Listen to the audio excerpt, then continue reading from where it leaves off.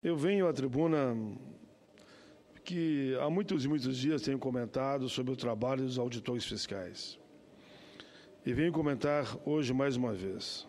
Senhor presidente, o auditor fiscal da Receita Federal do Brasil é detentor de uma das funções mais complexas, mas mais importante do Estado brasileiro.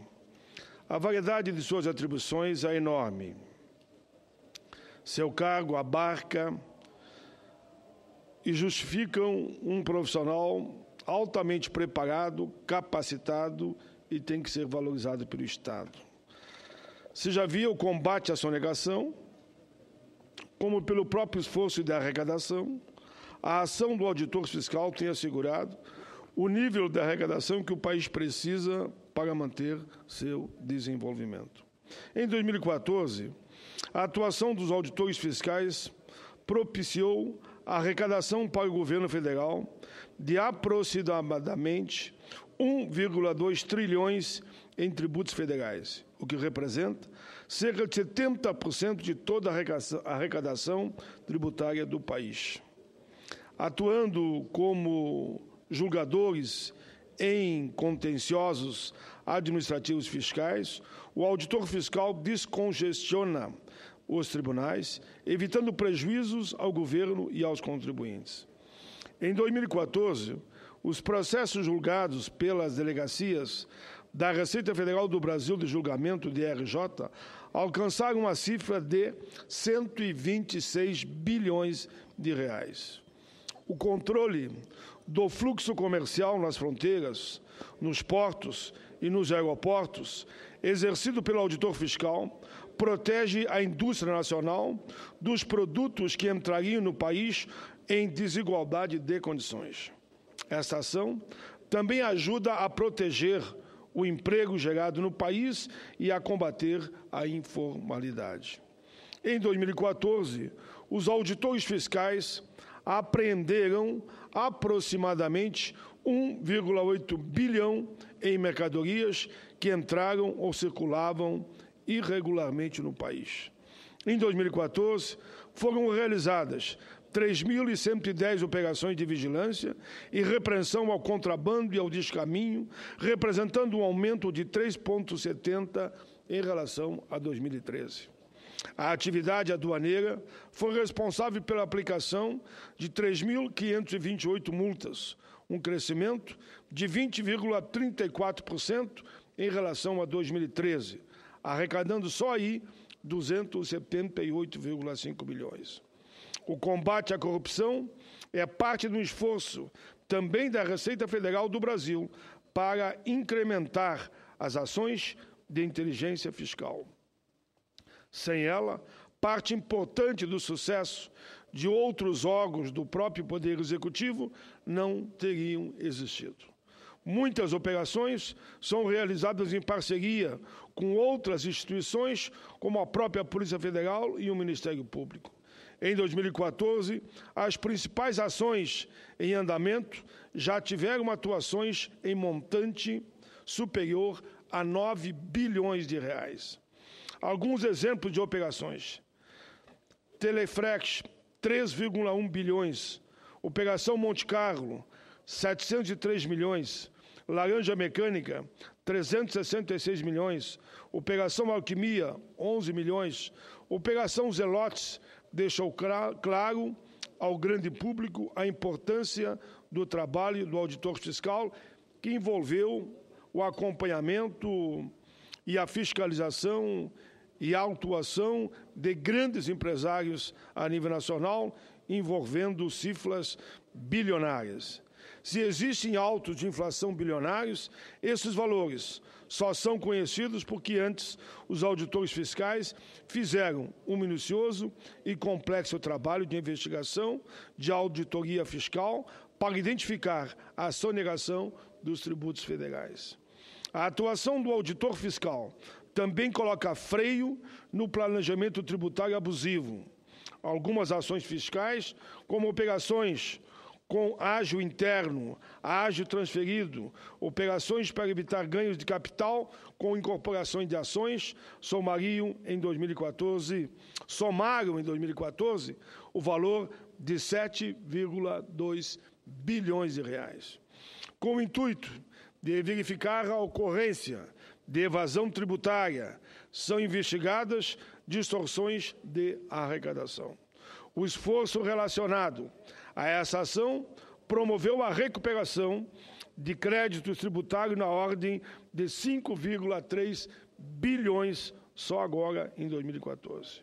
O combate à fraude e à sonegação é uma das atuações mais sensíveis da Receita Federal do Brasil e dos auditores fiscais. Em diversas ações fiscais, são encontradas provas de ocorrência de crimes contra a ordem tributária, promovendo uma representação fiscal para fins penais, que é encaminhada posteriormente ao Ministério Público Federal. Em 2014, foram elaboradas 4.859 representações fiscais para fins penais. Em média, mais de 20 por dia útil. Já na área aduaneira, houve em 2014 42.048 perdimentos de mercadorias ou veículos do combate a ilícitos aduaneiros. O acompanhamento de maiores contribuintes, senhor presidente, tem desenvolvido ações de conformidade tributária, destacando-se a atuação sobre a declaração de informação econômico-fiscais da pessoa jurídica, a qual, em 2014, resultou na retificação de 269 declarações e num aumento, só ali, de 59,5 bilhões na receita declarada pelas empresas. O auditor fiscal também realiza a fiscalização previdenciária.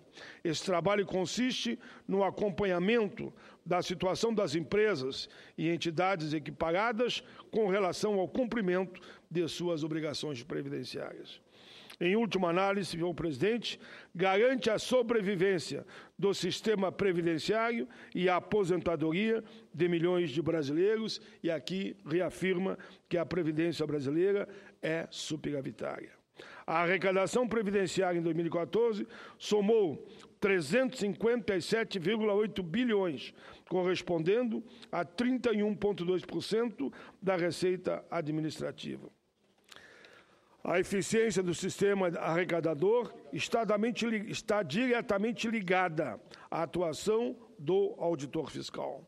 Senhor presidente, só como exemplo, a orientação ao contribuinte contribui para a arrecadação de erros em declarações e recolhimentos que são posteriormente ajustadas. A capacitação do ocupante do cargo permite-lhe maior eficácia em suas ações de fiscalização, assim reduzindo o nível de fraudes e sonegação. Evita que o Estado tenha perdas na sua arrecadação tributária e previdenciária, contribuindo decisivamente para o desenvolvimento do país e para a tão sonhada distribuição de renda. Apesar da atuação marcante do auditor fiscal, o descontrole na condução da política econômica fez aflorar o atual quadro de crise, impondo perdas reais na arrecadação federal. Os 7 primeiros meses de 2015 mostraram uma retração real de 3,65% nas receitas previdenciárias e de 1,60% na arrecadação dos tributos administrados pela Receita Federal, comparando com o igual período de 2014. Os esforços do auditor fiscal em prol do crescimento da arrecadação federal têm sido ignorados em termos remuneratórios pelo governo federal. 26 estados da federação remuneram melhor seus auditores fiscais do que o próprio governo federal remunera os auditores da União. Apesar dos insistentes apelos de negociação apresentada pelo Sindifisco, o governo federal menospreza a contribuição desse importante trabalho dos auditores fiscais para maior arrecadação. mostrando-se assim incapaz de apresentar uma proposta decente, condizente ao alcance do trabalho realizado. Os auditores fiscais da RFB